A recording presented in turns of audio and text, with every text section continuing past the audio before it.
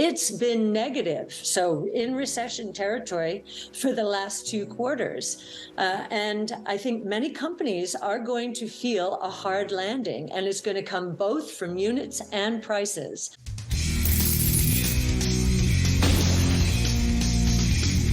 In today's video, ARK CIO, Cathie Wood, weighs in on inventory pileups, liability-driven investing, commodity prices, and why she believes that the Fed is making a mistake as they base policy on lagging economic indicators.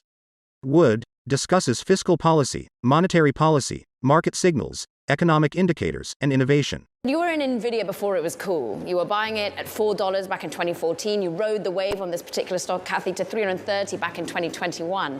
But the recent rally, you've missed, because the flagship ARK Innovation ETF, you sold out of your main stake back in January. Why? Yes. So if you...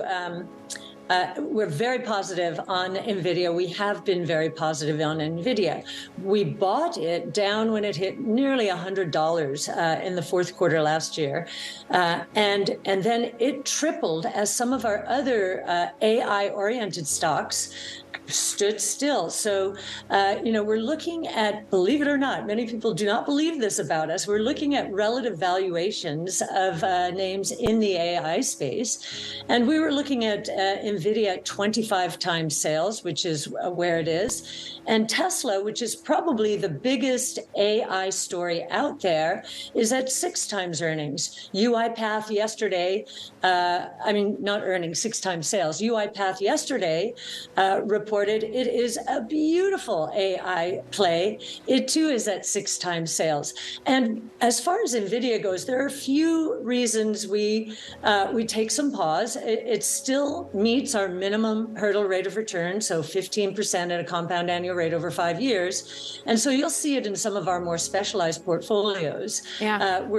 We're looking for the better values. But the risks to Nvidia would include cyclical. When I hear shortages about GPUs or anything, I begin to think about the cyclicality of a group.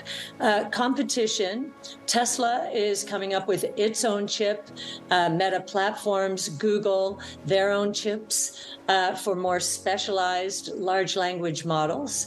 And then the tech itself. We're learning from Meta Platforms, the Llama model is able to do with less computing power, but more data. Yeah. It's able to deliver better models. So there are puts and takes here, as there always are. How many frustrated investors have got in touch with you via Twitter or the other forms in which you connect with your own purchases of the ETFs? I mean, there must have been a lot of frustration that you kept it in some funds, but not the main ARK ETF. Well, I'll tell you what has happened mostly is people who understood the Nvidia story. We were pounding the table on it on 2014, really till 2021.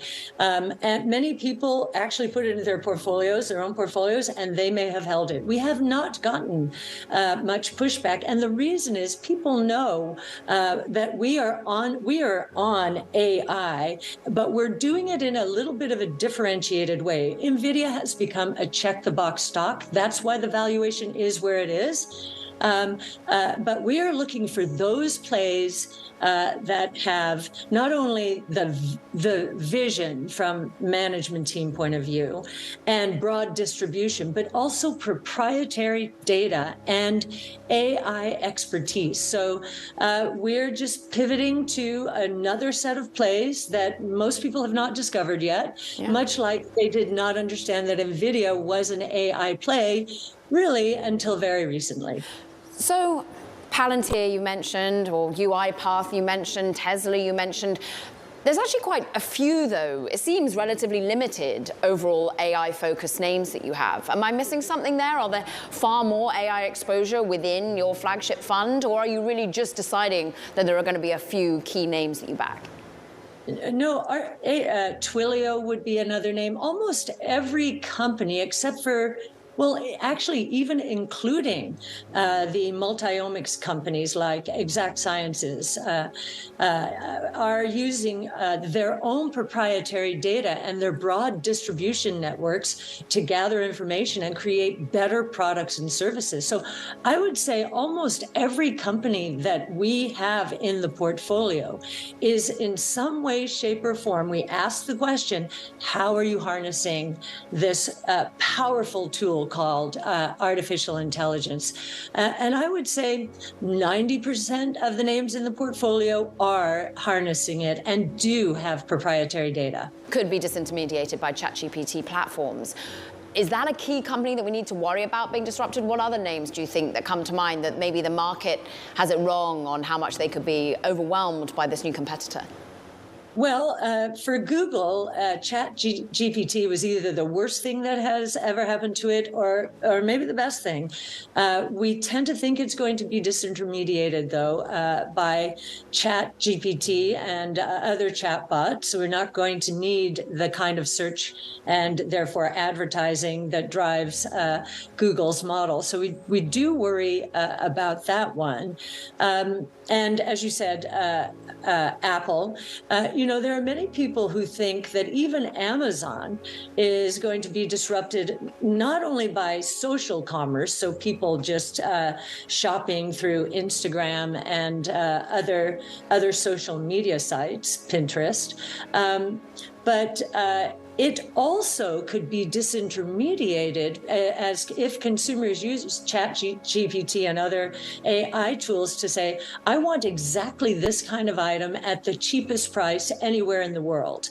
And it would go directly to that source. So, any platform that has served as, an intermediary is at risk, we would say.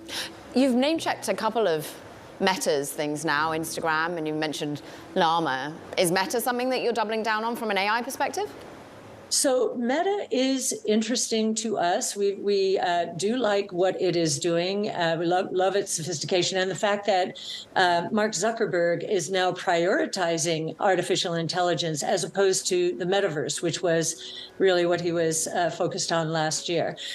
So yes, we're interested in Meta's play here. We don't have it in the flagship portfolio. We do have it in other portfolios. We're speaking with Cathie Wood, CEO, Chief Investment Officer of ARK Invest. Just to go back to where we started in Nvidia, is there any entry point that gets you back in? You've actually been selling out from some of the other funds a little bit, perhaps with the profit that you've recently taken in the run-up in the last couple of days. Anything that, despite its heady valuation, make you go, okay, it's not going to be disrupted in the way that we were worrying. We're not going to see the supply chain wreak havoc? Anything for a price, I would say. If this cycle were to worry, we tend to think we're going to have a harder landing than most economists do. If the cycle were to hit it, and Nvidia surprisingly gets hit very hard by cycles because the inventory buildups, and I would say we're in one of those right now, are so spectacular. If we have a combination of a correction and the recognition by the marketplace, perhaps, that some of these models don't have to be as large and don't need as much computing power as more companies use more specialized models. You get the confluence of a reality check. Nvidia is just a very powerful company. They are so exquisitely positioned in the space, but you're paying for it now. But having bought it at $4, how did it make you feel in your stomach when you saw 180 billion added in one day, like it did yesterday? Well, the frustration yesterday was another one of our AI plays, UiPath, reported a quarter and revealed some products, AI products, and really opened the kimono a little bit more in terms of what it is doing on the AI front. And it's going to be one of the most interesting plays out there, I think. It was down 10% after beating numbers because it talked about the economy being somewhat variable, I think, is the word it is using. It was focused on the macros, and that's what analysts focused on. Now it's having a good day. It's up about 10% today, I think. Yeah, up 9% on the day. So you didn't feel any frustration about Nvidia. You were more focused on UiPath. Of course. And we publish our trades at the end of every day. And you'll see we bought UiPath in almost all of our portfolios: ARKK, ARKW, ARKF, ARKQ. We use those opportunities when we feel like the market isn't seeing something that we are, especially when it relates to artificial intelligence. Let's talk politics closer to home. The debt ceiling. Many would say debacle, debate, deal still not done, default being uttered. What do you think about that? Are you worried? With our 5-year investment time horizon and having been around this block a number of times, we know they're going to come to a deal.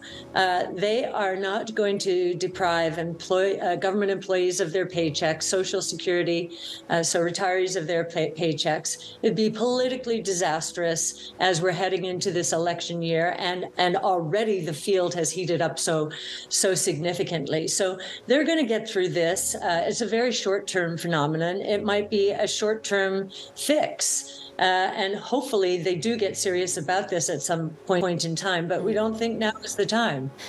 Is that still, to you, the wrong day to be looking at, or you think deflation is coming after this swiftly?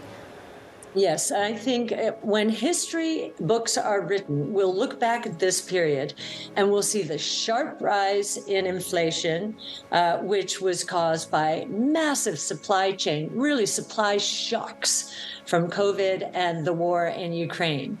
And you will see, sharp increase, and it feels like it's so slowly coming down.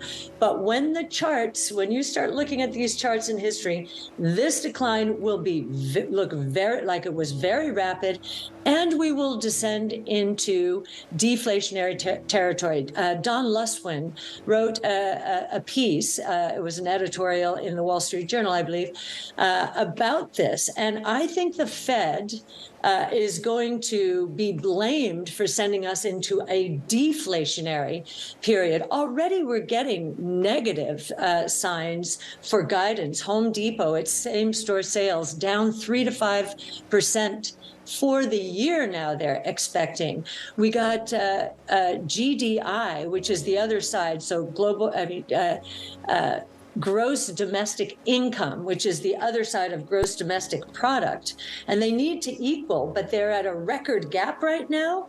It's been negative, so in recession territory for the last 2 quarters. And I think many companies are going to feel a hard landing, and it's going to come both from units and prices. I think more and more companies are reporting this on their earnings reports. These economic statistics that take all the oxygen out of the room are hugely lagging, and they're not even getting it right. If you look at the digital world, gross domestic product that statistic was devised in the industrial age. We're in the digital age right now. Yeah. So we pay more attention to gross domestic income, which tends to be more accurate as we're seeing these inconsistencies.